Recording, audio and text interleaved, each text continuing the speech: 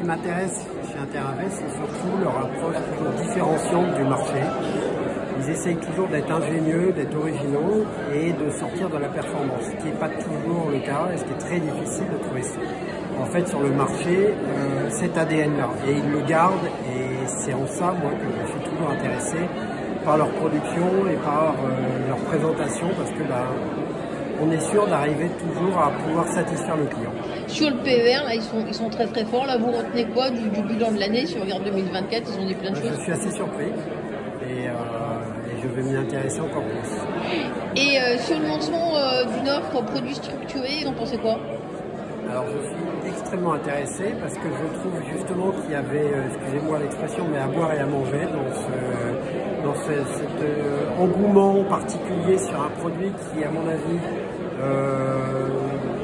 se développe trop vite et qui risque de faire un peu un massacre à un moment ou à un autre. Et donc savoir que justement ils veulent revenir un peu aux fondamentaux du produit, ça m'intéresse beaucoup.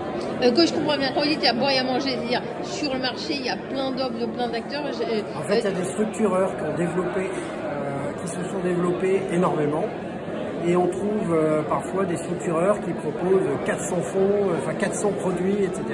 Et je suis persuadé qu'il va y avoir beaucoup de casse si jamais on continue dans ce système-là. Et là, avec un acteur qui a un savoir-faire éprouvé, vous dites que ça rassure du coup.